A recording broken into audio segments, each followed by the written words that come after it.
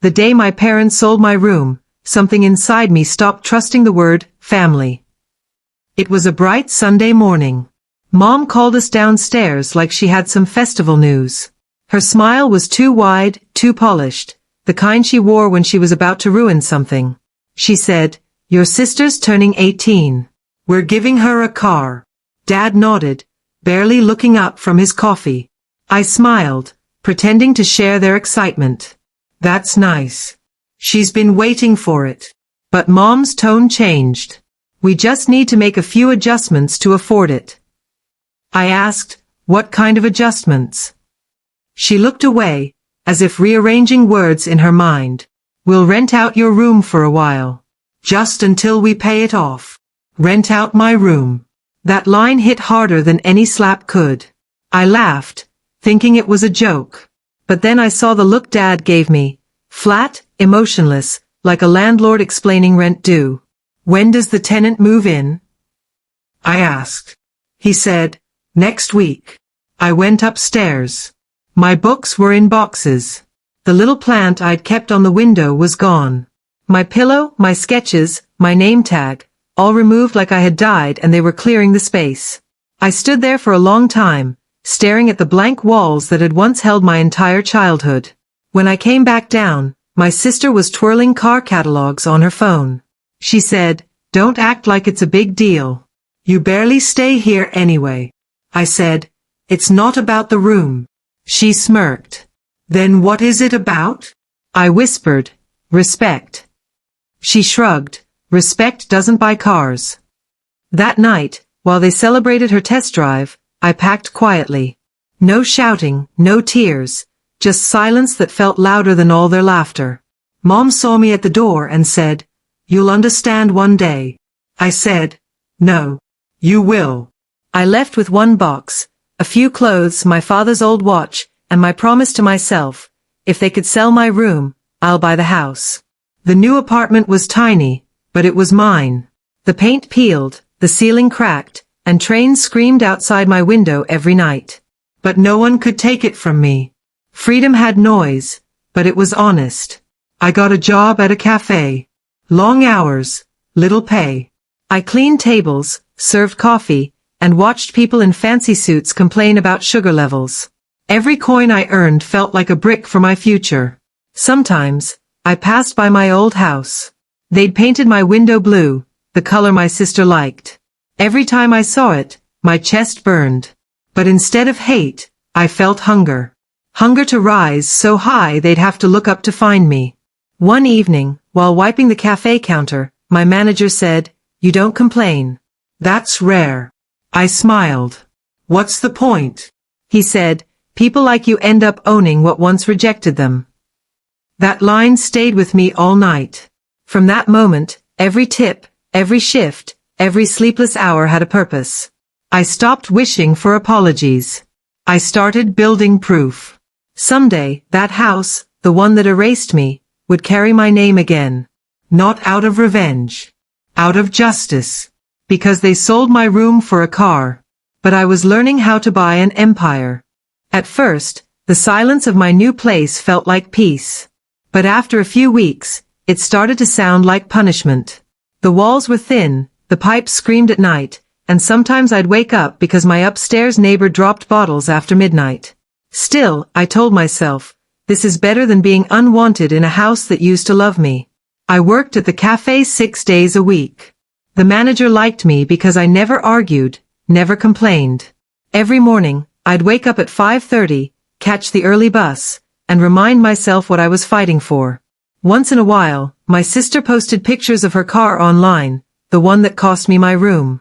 Captions like, "Hard work pays off," made me laugh bitterly. Her hard work was my sacrifice. Mom would text me sometimes, "You should visit, your sister misses you." I never replied. Because if she really missed me, she'd have kept a space for me to exist. One evening, after a long shift, I found an envelope under my apartment door. It was from the landlord. He was selling the building. I had 30 days to move out. I sat on the floor staring at the paper. It felt like the universe was testing how much I could take before breaking again. The next morning, I went to work with swollen eyes and no sleep. My manager noticed. "You okay?" I nodded. "Just tired." He said, "You should apply for that assistant spot at the new branch. You've earned it." That job paid double. I didn't think they'd pick me, but I applied anyway. While waiting for the result, I kept my budget strict. 1 meal a day. Bus instead of taxi. No weekends off. People my age were buying new phones. I was buying hope 1 hour at a time. Then, 2 weeks later, I got the call. I got promoted. It wasn't a miracle. It was the reward for not quitting when life tried to humiliate me. When I got my first paycheck, I didn't buy anything fancy. I opened a small savings account. I named it Home. Months passed. The cafe expanded, and I moved into a slightly better flat. For the first time, I could see a future that didn't depend on anyone's permission. One day, while I was training new staff, a familiar voice came through the door. "Excuse me, are you hiring?" I turned around. It was my sister. She looked different.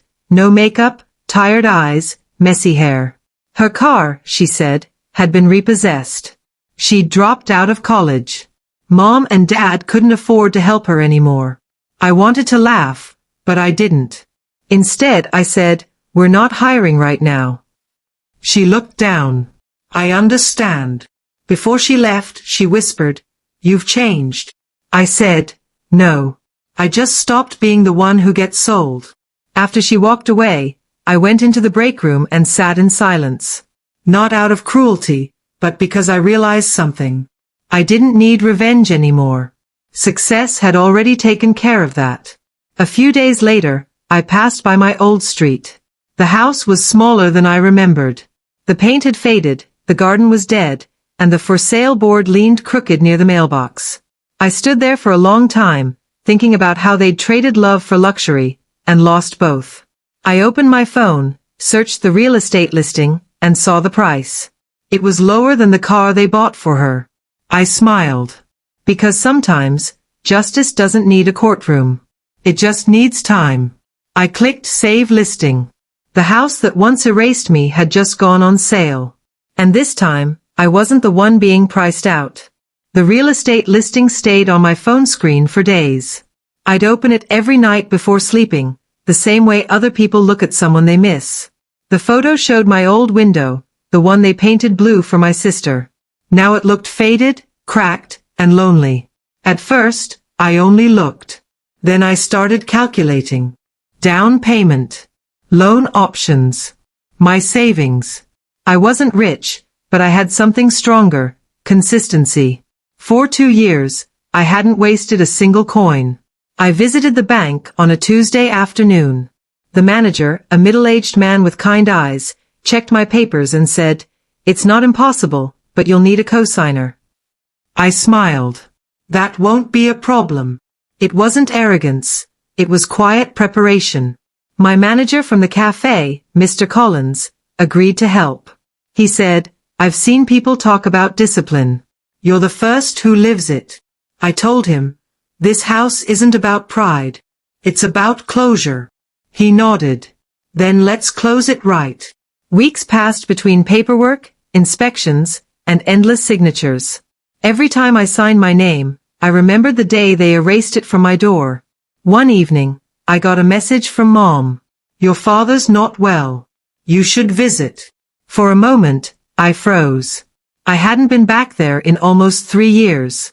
My first instinct was anger. Now they remembered I existed? But then I thought, maybe this visit wasn't punishment. Maybe it was timing. When I reached the house, the garden was worse than I expected. The grass was dry, the walls cracked, and half the lights didn't work. Mom looked older. Dad was sitting in a chair, thinner, quieter. He didn't meet my eyes. Mom hugged me. "I'm glad you came." Her voice sounded smaller now. She said the house was hard to maintain, too expensive. Lily had moved to another city after losing her job. I stood in the hallway, where my childhood photos used to hang. All of them were gone. It felt like walking through a museum that had forgotten who built it. At dinner, Dad spoke finally. We might have to sell the place, he said softly. I looked at him. How much are you asking? Mom blinked, surprised. You're interested? I nodded. Maybe. She smiled weakly. We'd rather keep it in the family. I almost laughed. Family, the same word that once pushed me out. I didn't tell them I already had the listing bookmarked. I just said, I'll think about it. Then I left, promising to call soon. Outside, the air was cold. The same wind that once carried my anger now carried something calmer, control. For the first time, I wasn't the daughter begging to stay. I was the buyer deciding what was worth keeping. A week later, my loan was approved. When I signed the final paper, the bank clerk smiled. Congratulations. You're officially a homeowner. Those words echoed in my chest like music. I didn't rush to tell anyone.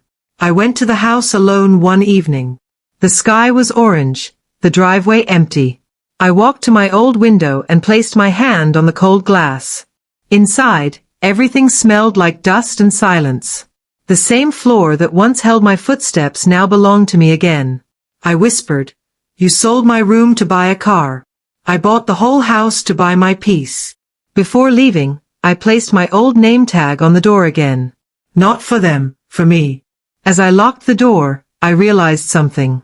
Revenge isn't loud. It's the quiet sound of keys turning in your own lock. The sale papers were signed quietly, without drama. The agent shook my hand, congratulated me, and handed me the keys. It was strange. Something that once cost me my peace now fit in the palm of my hand. I didn't go there for a few days. Owning the house felt powerful, but I wasn't ready to face them yet. Then, one Friday morning, I got a message from Mom. Please call me. It's urgent. When I called, her voice trembled. Your father's worried. The bank says the house was sold. I said softly, Yes, I know. She paused. You know? I'm the buyer. The silence that followed was longer than any argument we'd ever had. Finally, she whispered, You can't be serious. I said, I was serious the day you packed my room. Then I ended the call. For the first time, I didn't feel guilt, I felt gravity. By the next week, I went to the house to complete the handover. When I arrived, Mom stood by the door, holding a stack of unpaid bills. Dad was sitting in the same chair, looking small, tired, almost invisible. He said, You bought it just to throw us out? I shook my head. No. I bought it so no one else would. He lowered his eyes. Maybe he expected anger. Instead, he found peace. Mom tried to speak. We made mistakes. But we're still your parents. I said, I never stopped being your daughter. You stopped being my home. The agent walked in and explained the legal transfer. They would have 30 days to vacate or choose to stay as tenants. Mom looked at me shocked. You charge rent. I replied. You sold my room to pay for comfort. I'm giving you a choice to stay, for fairness. Her face turned pale. Dad didn't speak again. I could see years of pride collapsing in his silence. Before leaving, I looked at the living room wall, the one where my childhood drawings used to hang. They had painted over it, but a faint trace of color still showed through. I smiled. Some things can't be erased, no matter how hard you try. That night, I sat in my new home, their old home, and opened the file of documents again. The last page had my signature. Below it, the printed words, Owner, Primary Resident. I read it again and again. Every syllable felt like closure. The next day, Mom came to see me. She brought a small box. Inside it was my old name tag, the one for my room door. She said, I found this when we cleared the attic. I looked at it, then at her. Keep it, I said. It belongs to the past. She looked around the house, tears in her eyes. It feels strange calling you the owner. I said, it felt stranger calling you family after you sold my space. She didn't argue. She just nodded, wiped her eyes and said, You turned out stronger than we ever expected. When she left, I placed the keys on the table and stared at them. The same metal that once locked me out was now mine to hold. I walked through every room slowly, the hall, the kitchen, my old corner. The walls didn't feel angry anymore. They felt forgiven. I decided not to throw them out. They could stay, pay rent, live in the same house that once forgot me. Not as punishment, as perspective. Sometimes, justice isn't about revenge. It's about letting people live long enough to realize what they lost. I locked the door behind me and took one last look at the house from the gate. For the first time, it looked small. Because when you finally heal, the things that once hurt you never look as big again. A month passed after the papers were signed. My parents stayed in the house quietly, paying rent like strangers in a place they once ruled. No shouting, no laughter, just the sound of time teaching lessons it should have taught years ago. Sometimes, on my way home from work, I'd stop by and see the lights on. Through the window, I could see them sitting together at dinner. Two people who finally understood silence. I didn't hate them anymore. Anger had done its job. Now peace was ready to take over. My sister called one evening. She said, "Mom told me what happened. You really bought the house?" "Yes," I replied. She laughed softly. "You must feel powerful." I said, "No. I just feel done." She went quiet for a moment. Then she said, "I lost everything too. The car, the job, even my friends." I didn't say anything. Some truths don't need comfort, they need space. Before hanging up, she whispered, "I'm proud of you." For the first time, those words didn't sound fake. That night, I visited the house again. Mom opened the door, surprised. "I didn't think you'd come back," she said. "I didn't either," I replied. I handed her an envelope. It was the new rental agreement, but with a note inside that said, "Paid in full." She looked at me, confused. "What's this?" I said, "You don't owe me any more. Call it forgiveness rent." Her eyes filled. "You're better than we ever were." I smiled faintly. "No. I just stopped selling people for comfort." We stood in silence for a while. Then I walked to my old room. They had turned it into storage. Boxes, old furniture, dust. I opened the window, let the air in, and stood there for a moment. The wind smelled like rain and closure. It carried memories of a younger me, angry, small, helpless. Now that version of me finally had a place to rest. I didn't stay long. Before leaving, I placed one small thing on the table. The house key. Not because I was giving it up, but because ownership isn't always about possession. Sometimes it's about release. When I stepped outside, the night was quiet. The street lights flickered softly. The same road where I once walked away with a cardboard box now saw me walking home with peace in my heart. In the following months, life got simpler. The cafe became mine after Mr. Collins retired and offered it to me. He said, "You earned this place long before you bought that house." I named it Second Room Cafe, because that tiny apartment where I rebuilt my life was the first real room I ever owned. Customers often asked about the name. I'd smile and say, "It's a reminder that even if life throws you out of one door, you can build another, stronger, quieter, yours." A journalist once came to interview me for a local story.